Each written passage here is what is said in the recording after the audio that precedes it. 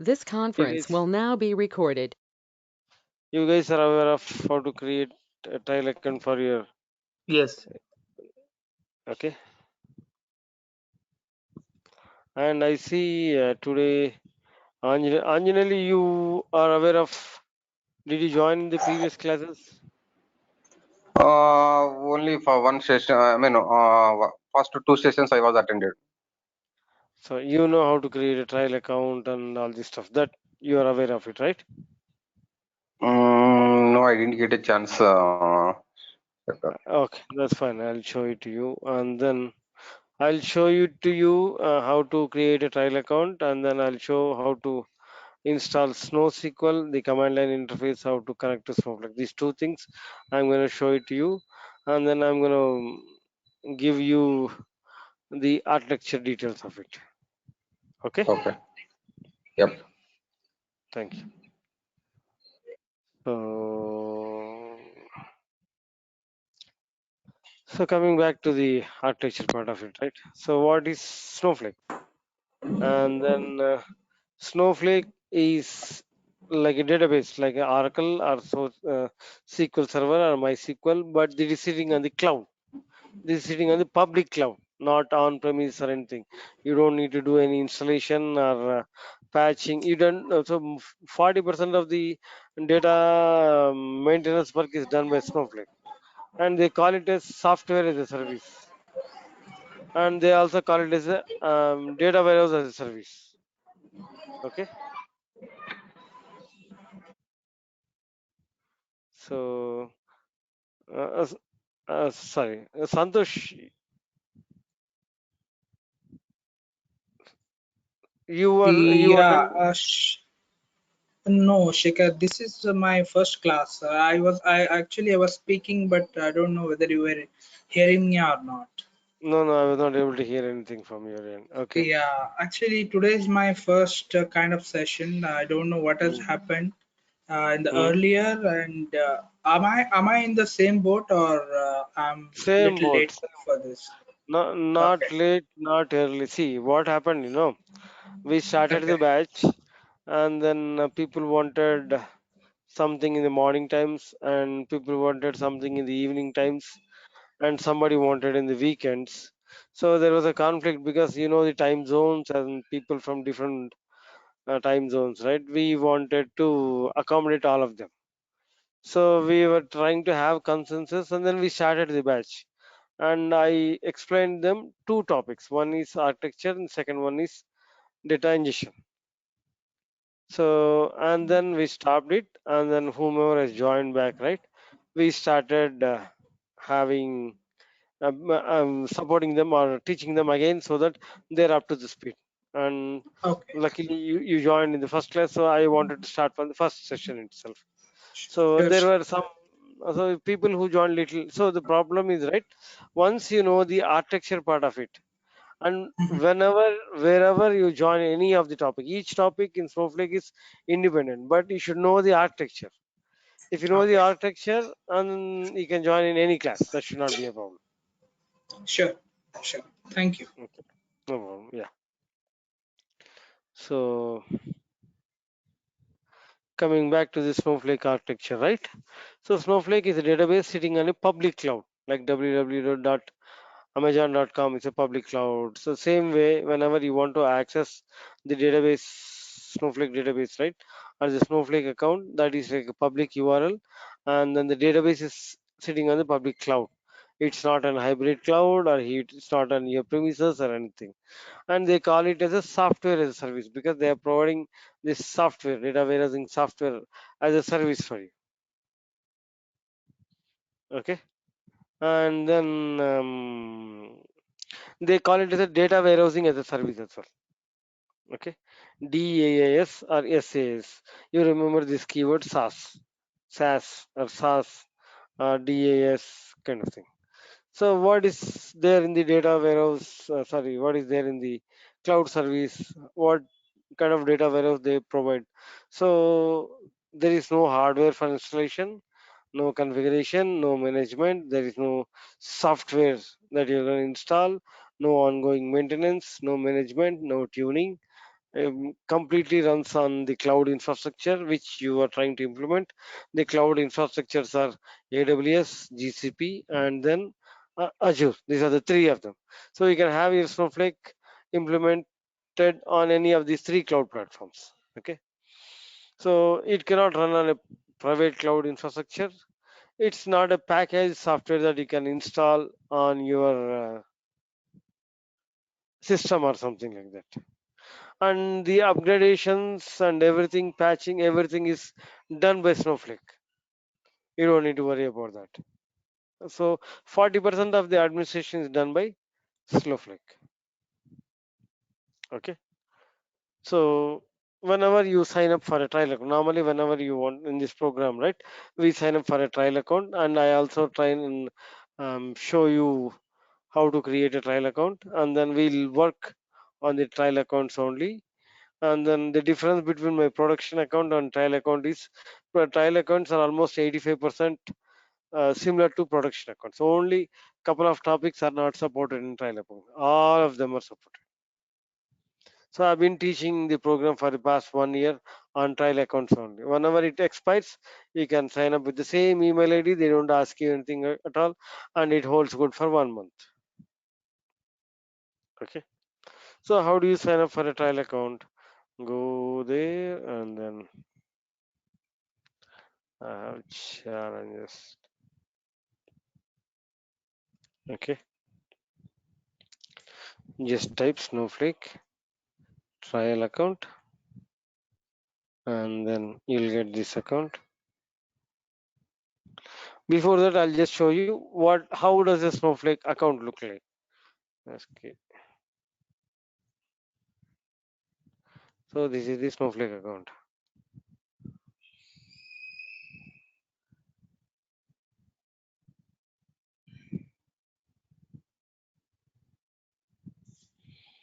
Okay.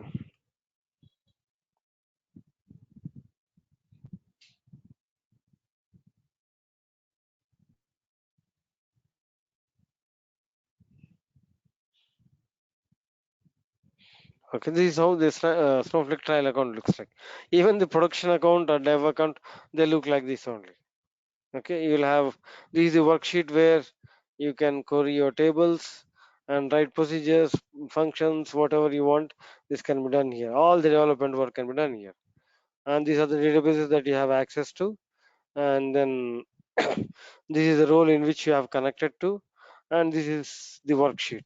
And each worksheet has a separate menu called context sensitive menu where you can connect to different role and different database, different warehouse, different schema, all this stuff. Okay, and this is called the menu ribbon, and this is a home kind of thing. Wherever you want, it takes you to the worksheet. If you go to the warehouses, and if you click on the blue icon, right, snowflake icon, it takes you to the worksheet. And this is the role that you have signed in. If you want to change the roles, you can change your roles and all this stuff. Okay, so this is how you sign up for a trial account. Give your name, number. Okay, and then if you want any mail communication, okay, continue. And then you can choose. There are different editions where they have standard edition like Windows, right? You have home edition and an enterprise edition, right? Something similar these guys have. um, so sorry, they have different editions like standard, enterprise, business critical, and then there is another one called virtual private snowflake. So virtual private snowflake is only on AWS. All these three editions are there in AWS, GCP, and then Azure. So when you're trying to sign up, right?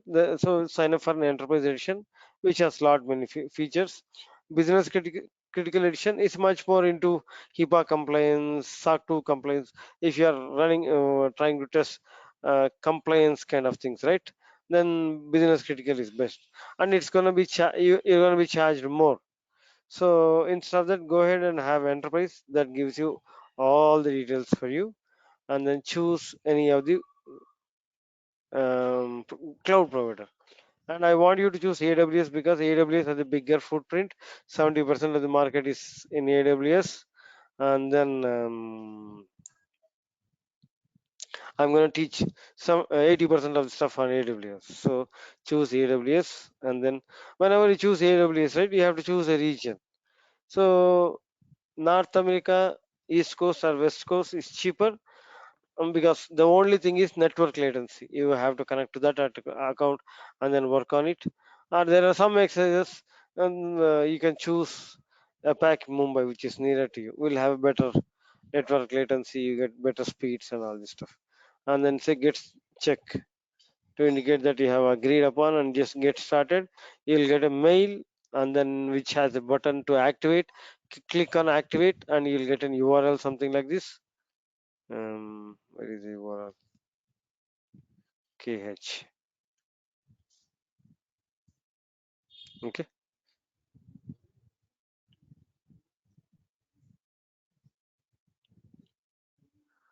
And then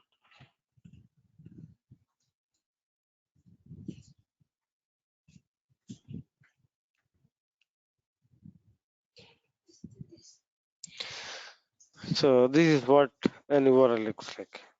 Okay. And let me tell you what. So this is the URL, and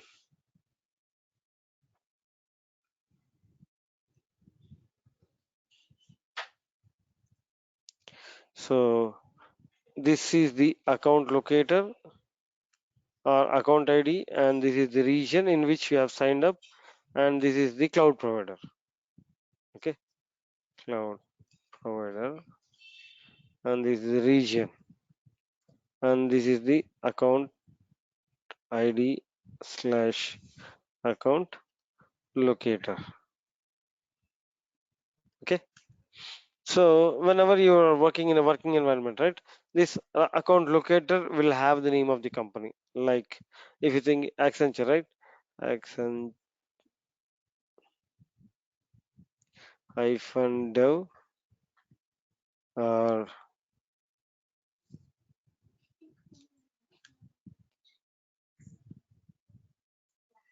stage,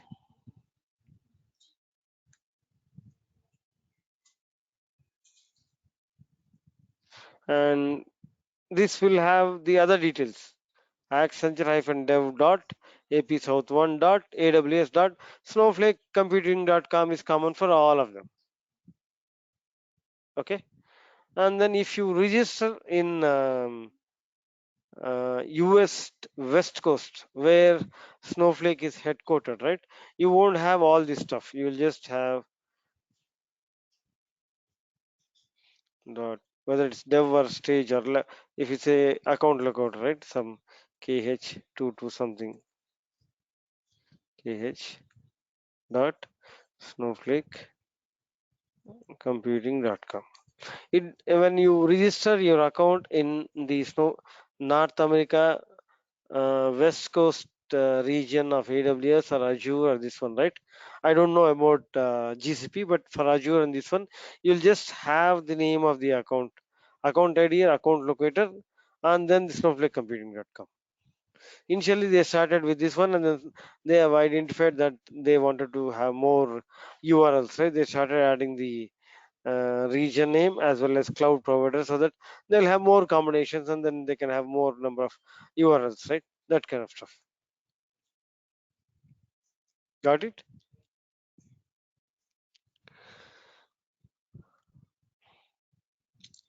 So coming back to the architecture part of it. So Snowflake. So before getting into Snowflake architecture, right, let's look at the other architectures that got evolved. And then the first one is shared data, shared storage, single cluster architecture. Now they can be multi-cluster as well. Shared data, shared disk architecture. They can call.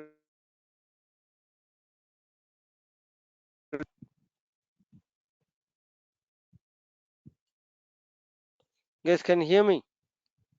Yeah, voice breaking, Shekhar. Is it better now? Yeah.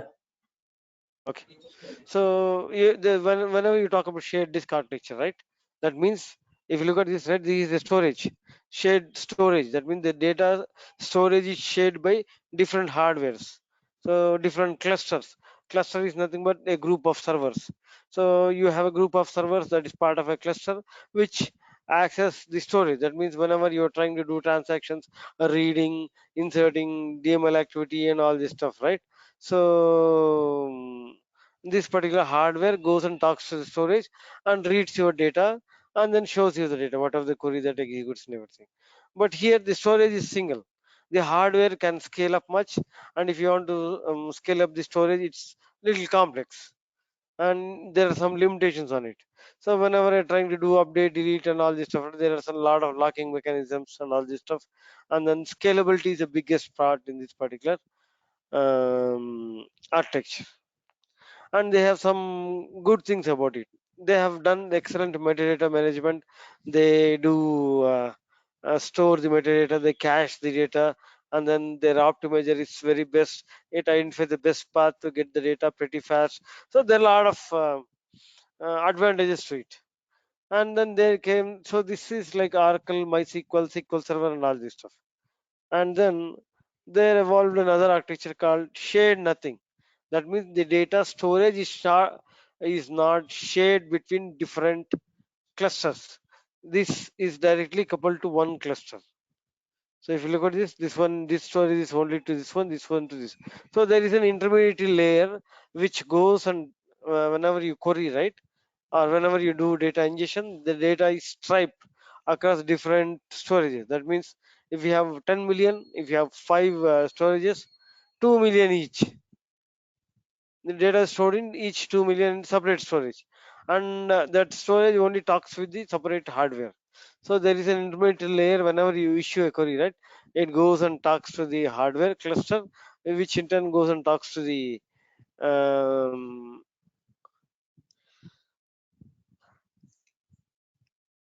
storage part of it, and then get you the data. So here the systems, they're all MPPs. These clusters are massive parallel processing systems, and they're very very powerful, and get the performance is also very good.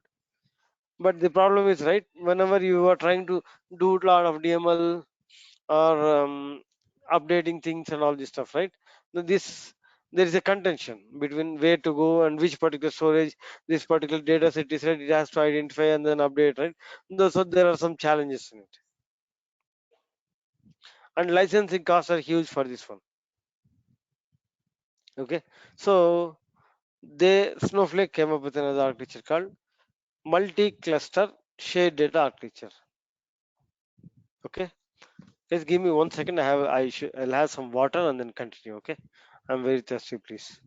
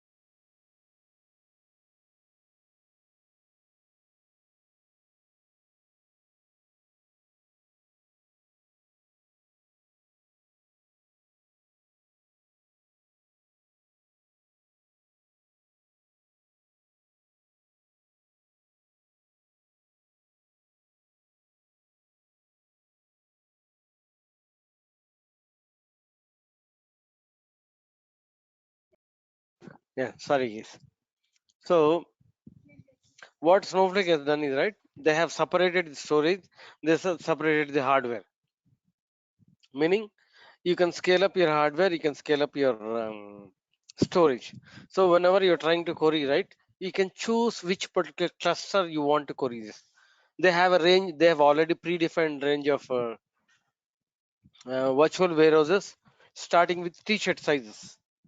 The hardware you can choose, this is the only technology which allows you to choose your hardware before running anything. And after this there are a couple of other technologies that came up with like that, but Snowflake has the best of it. So something like their hardware, they have predefined sizes with t-shirt sizes. It starts from extra small to 4XL, and they call this particular hardware as virtual warehouse. Okay, the cluster that we are talking about is called virtual warehouse. That is the reason they have multi-cluster warehouse. And you can have a single cluster and you can have multi clusters. That means we'll talk in detail, I'll explain you.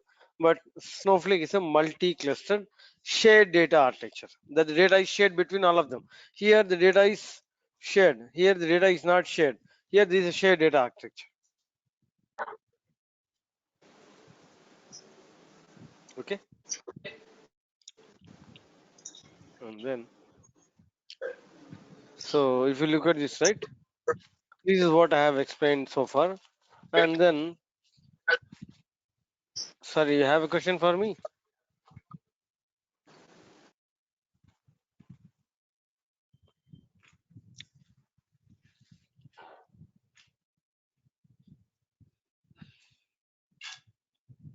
Okay, then, yeah. So whenever we talk about it, right? So this is what we have talked about, and they are MPPs, massive parallel processing systems, similar to. So basically, they have copied the Oracle part of it, and then copied the Teradata part of it, and they built another technology that is nothing but Snowflake. But they have done in a nice way. Okay, and this particular Snowflake fits into data warehousing purposes. If you look at it, right, this is what a data warehouse is.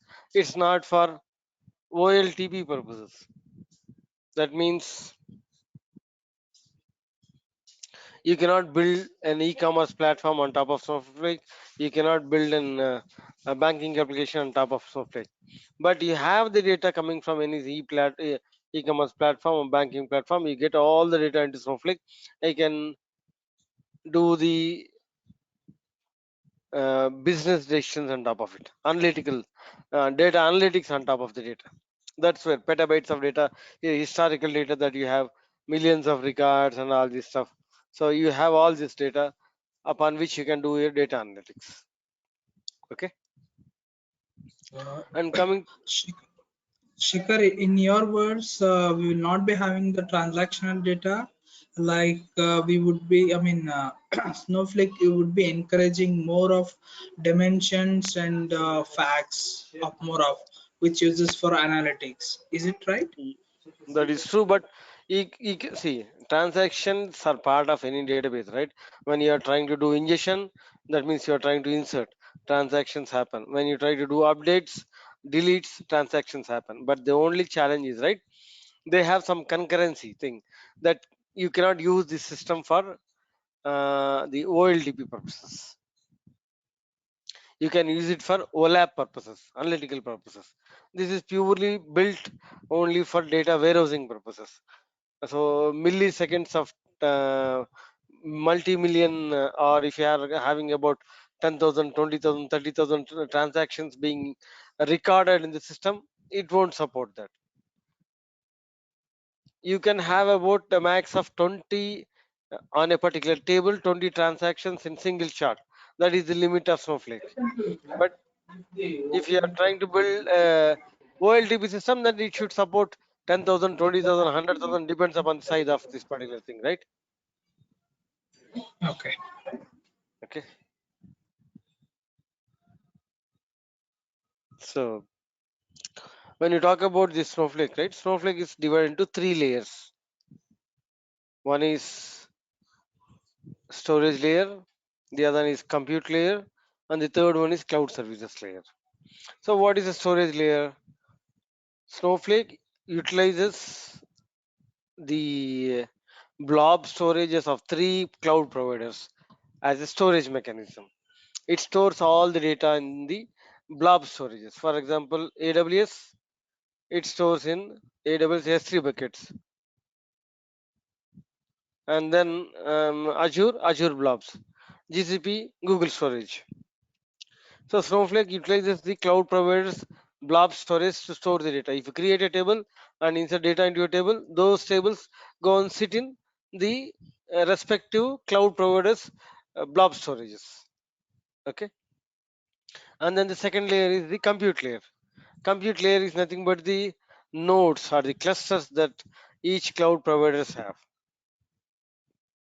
So they use the infrastructure of the cloud providers nodes to work as a hardware in the Snowflake.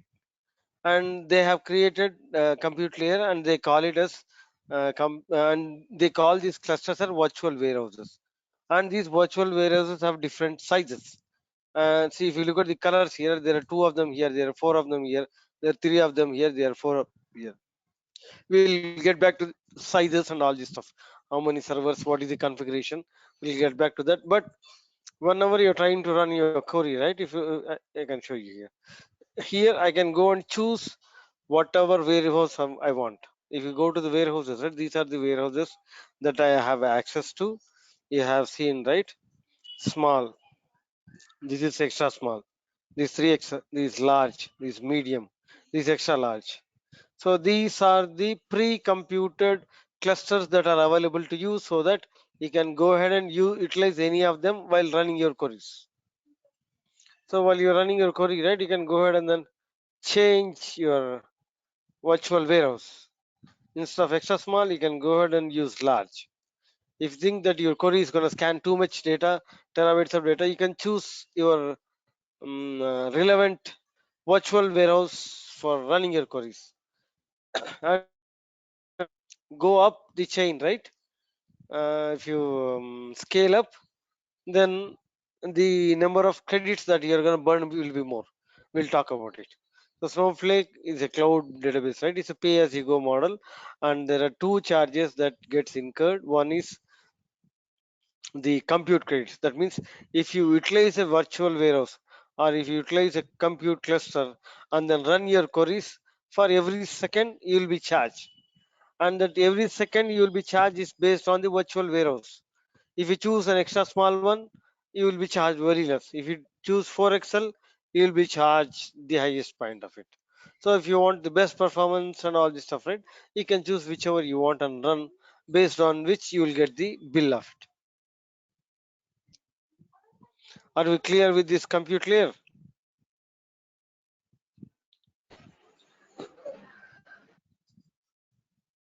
Yeah. Okay.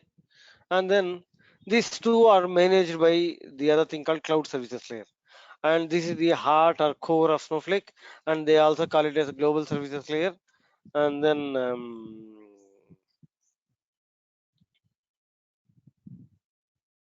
this particular thing, so there are different modules in it, and the first one is authentication access control. The moment you log into the Snowflake account, right, this particular thing handles how to handle this particular thing takes care of the authentication. And then access control is which databases that you have access to, which roles that you have access to, which tables, which schemas, and everything is done here.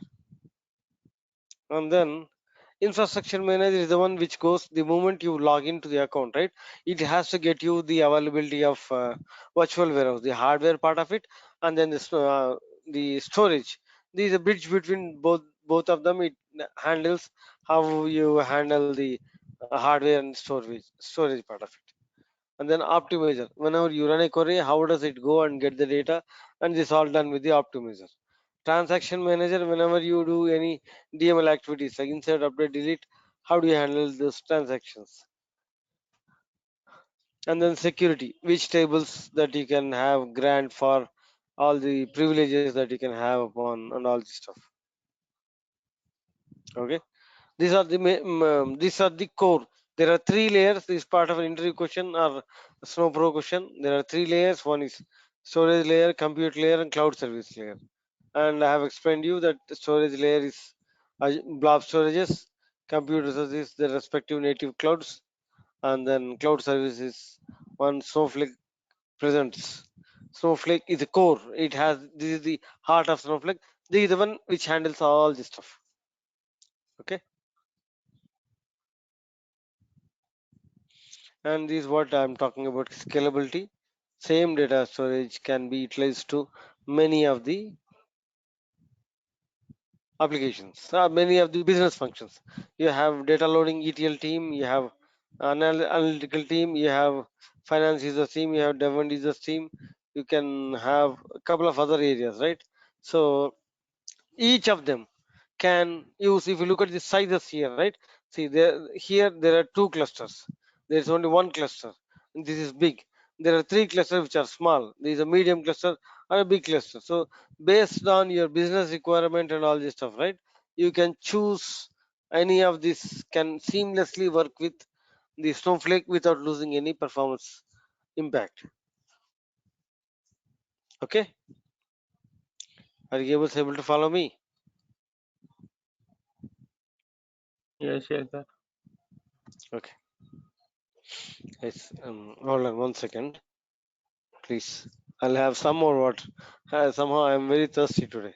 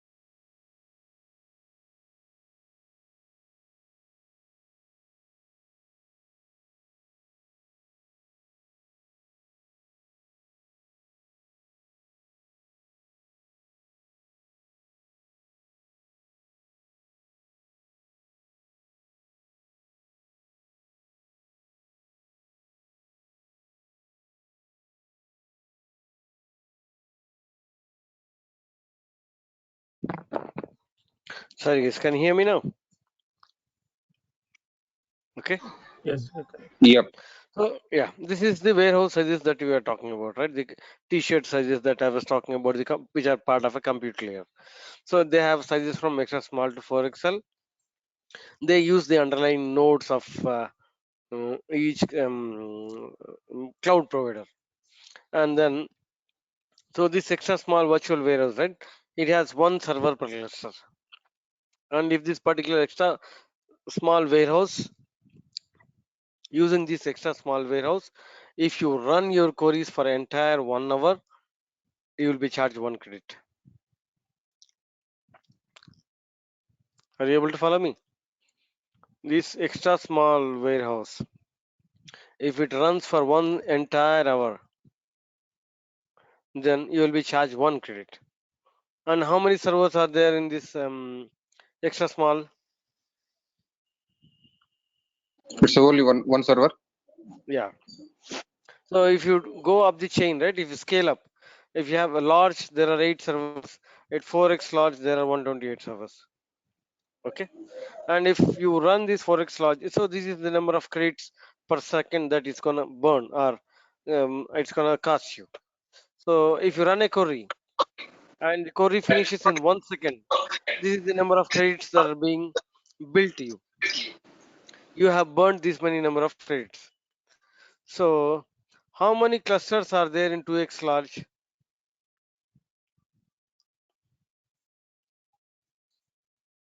32 clusters are there. How many servers are there in medium? 4. How many clusters are there in medium? 4 clusters from medium.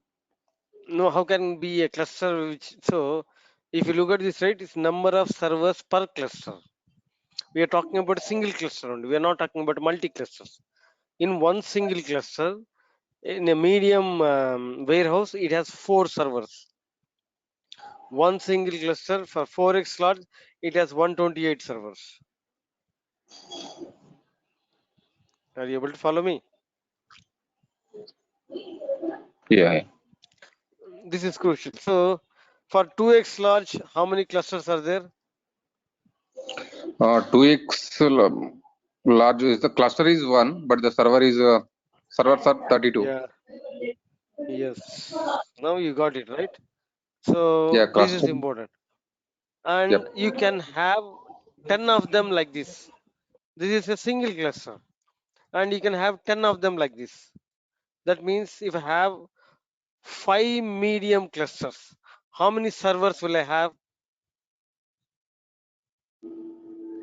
5 into 4, 20 servers. Yeah, 20 servers. Now you understood what multi-cluster is, right? This is a single cluster, you can have multi-cluster. You can go up to 10 clusters. Okay. So then Yeah. that particular thing you can set it up automatically based something it works like a load balancer. The moment you have lot of load on the system, it automatically scales up. It automatically adds hardware to support your load on the system.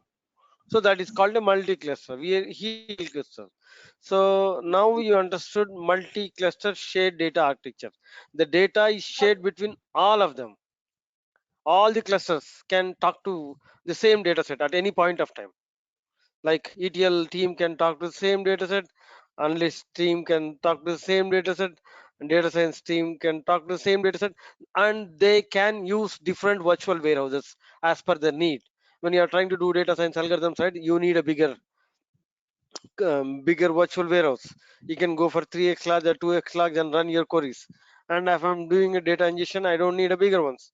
I just need only smaller ones.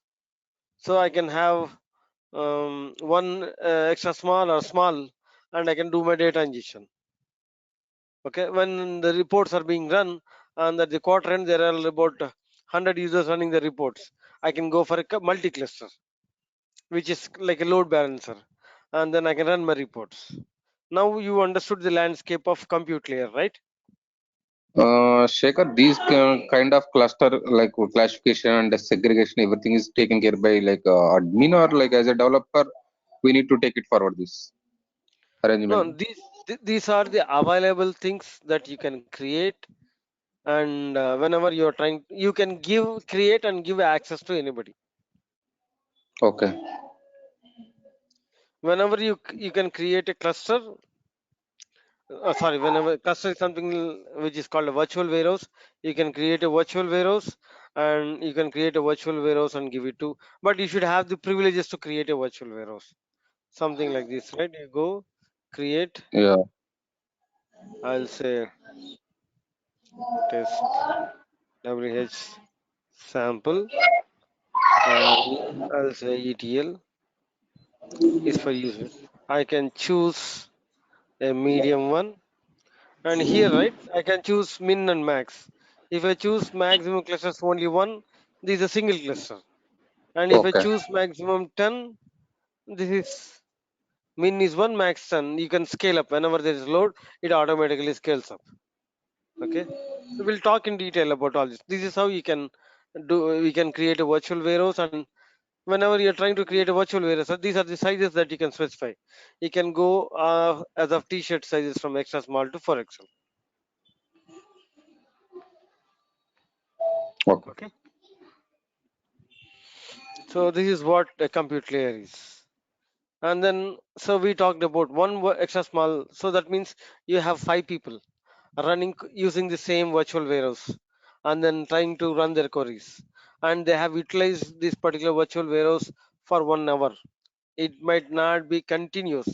It might be intermittent, but the total time they calculate, and if this is completely utilized for 1 hour, right, you will be charged 1 credit. Okay, and the pricing depends upon the region in which you have your snowflake implemented on. Snowflake pricing. Okay, if you look at this, right,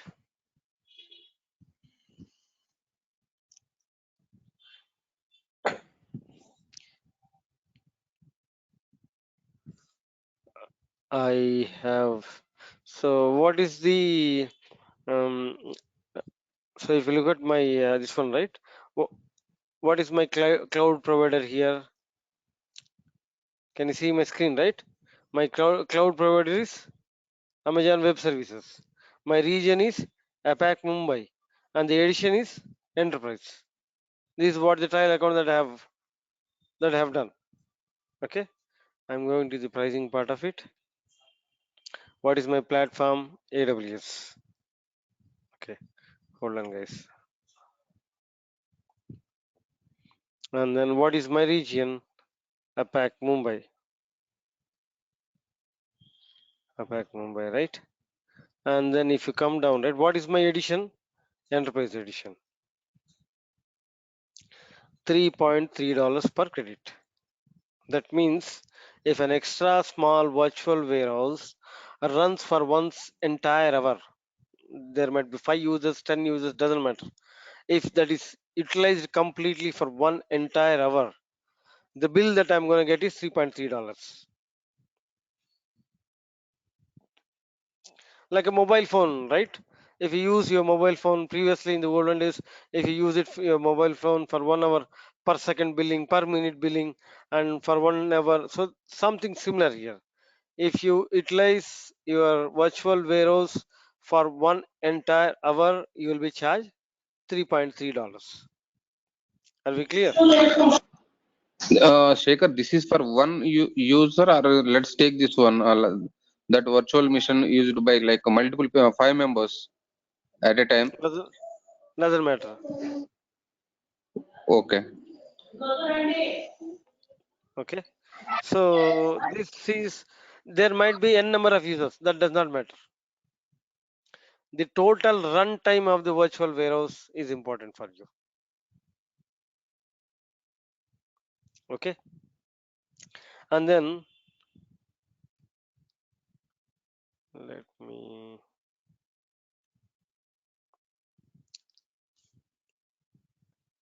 okay. So what is my edition? Enterprise. I'll say edition.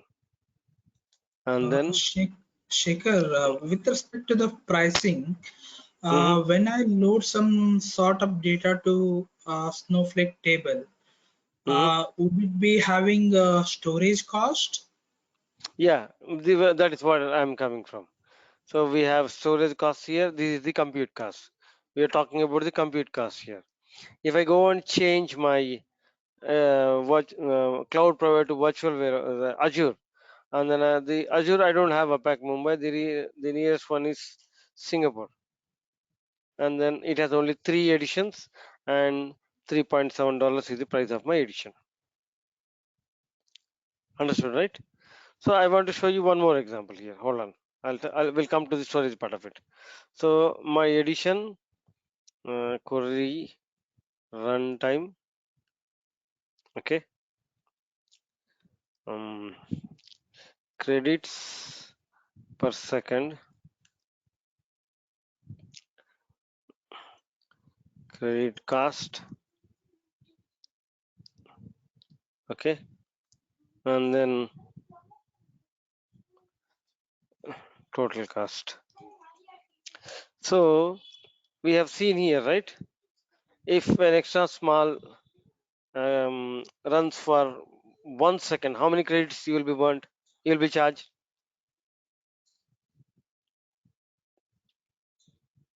If an extra small runs for 1 second, how many credits you will be charged? 0.003. 3, right? So if I go and then go to my account, so I have a table called. We'll discuss in detail about what this sample data is. I'll explain you. But hold on. There is a store sales table. Can you see store sales table, right? Can you see how many number of records are there? It has 288 billion records, 10.9 terabytes. Okay. I'm gonna query this table.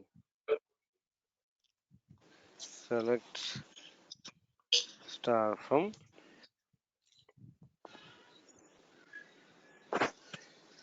limit. I'll just say 100. I'm using a virtual warehouse extra small and I'm running my query. Okay. I'm trying to query a huge table. Okay. And how much time it took for me to get the results?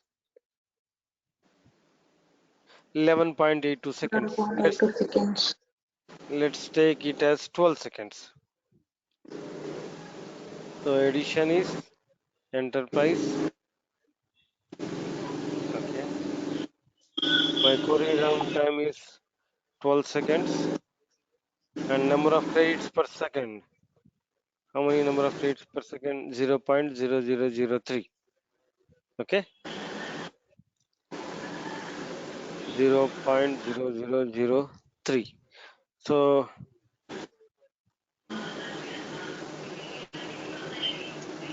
total credits consumed. Okay. That means number of seconds multiplied by the per second, right? This is the total credits that have been charged. And credit cost is when you come to this particular thing, right? Is mine is uh, it's in APAC, AWS, and then the region is APAC Mumbai. 3.3.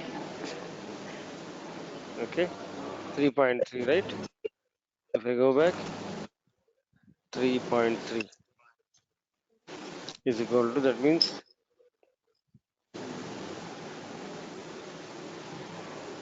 this is the number of dollars that I have spent.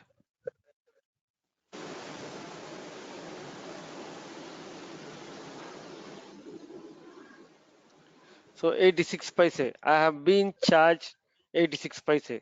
But at the same time, there might be n number of users accessing the same thing. But we will go and calculate how much is the runtime of this particular warehouse.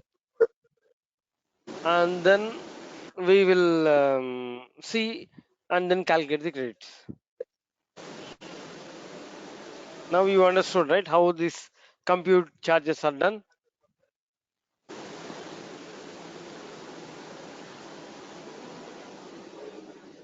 Are we clear? So if I go ahead and then if I use the virtual warehouse, I'm going to change this and I'm going to use what is this 3xl. Okay, and I'm running this query. This query is already cached, so I don't get the exact thing. I'm going to say store returns. Shekhar, could you please ask us to uh, mute? Mute. I'm getting a noise. Yeah. Could you please Yeah, mute all? guys, please. Yeah. Okay. So if you look at this, right, select star from this particular table. I'll say limit 100, and I'm using my test 3xl.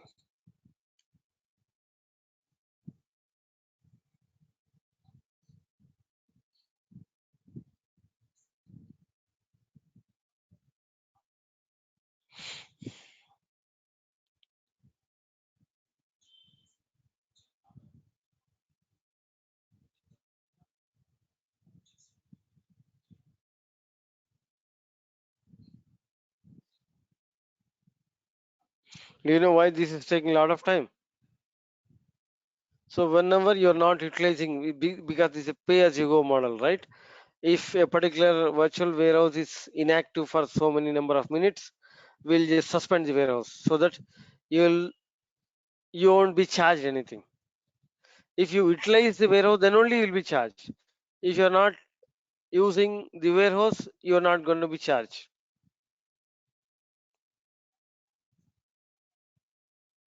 Okay.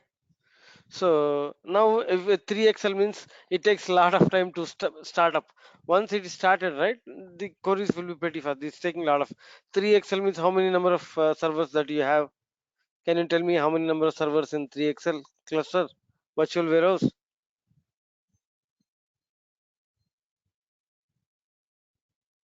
Yes, these are the interview questions. They ask you. People ask how many number of servers are there in 4XL, 3XL. Stupid guys. People ask these kind of questions as well. You have to guess now. Tell me how many. You add up, it doubles up. 2, 4, 6, 8, 32. It doubles up. Whenever you scale up, right, from extra small to 4XL, it always doubles up. Tell me how many will you have in 3XL? I 64. guess 64. Yeah. Yeah, 64 kind of thing. So this is still running. I'm gonna abort this, but I'll be charged for this because even though if I didn't get the result set, I'll be still charged for this. And then how much time? 1 minute 57 seconds, right? That means almost 2 minutes. 2 minutes 120 seconds. Let's do the same thing, math here. 120 Shikhar, the seconds charges are with respect to the users or with as per the hours? Because if as I per the have hour, virtual warehouse and the number of okay, I hours have a that you are virtual running. warehouse of X, okay, X small, and it Mhm, has been assigned to 2 or 3 users. If they query mhm, simultaneously, the mhm. charges will be independent charges will be applied or only No, no, no, no. The total runtime. It's not independent to users. Concurrently, there can be n number of queries being run on the same virtual warehouse. But the total runtime, how much runtime that the virtual warehouse has run, it has utilized for 1 hour. There can be concurrently 10 queries, 20 queries, 30 queries, doesn't matter. How much time this virtual warehouse got utilized, that's where the charges are. so basically it is based on the timings, not and with Yes, respect. yes. Okay, but for your understanding, I have to go this way so that you can understand. Think that there is only one. Guys, hold on. I'm running out of battery. That's some battery.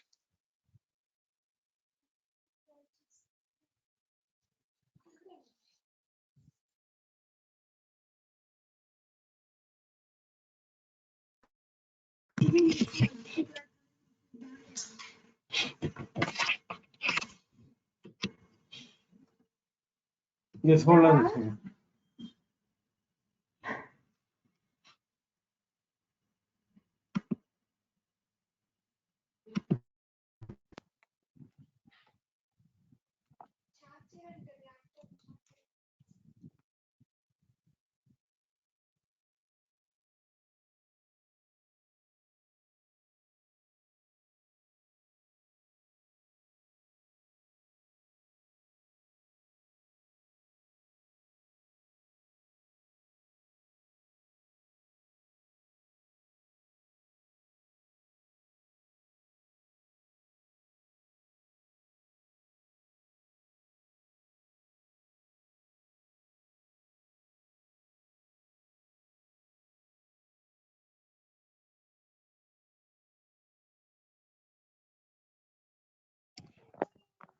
Sorry, guys, can you hear me? Yeah. Okay. Yes. Okay. So let's go back. Shekhar, And how one many? thing. Mhm.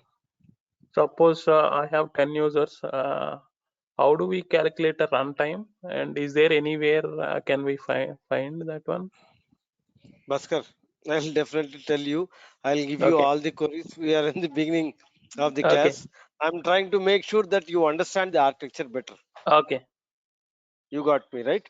Yeah. Okay. Yeah. So if you are using a 3x large, right? 0.0178. This is the number of credits.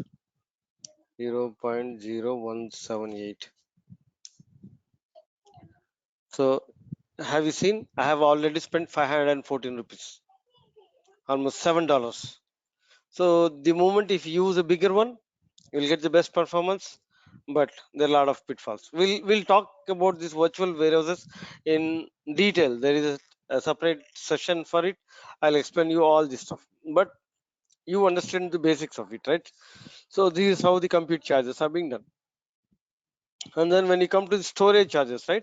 Snowflake charges you for the compute as well as the storage. And the data that is stored in Snowflake is completely compressed. They have the best compression techniques. 5 times of compression happens. That means if you have 5 terabytes of data on Oracle, when you get it into Snowflake, you will have only 1 terabyte. And then, so this is per terabyte per month. We have two plans. One is on-demand storage and capacity storage. That means you know that upfront you need 100 terabytes.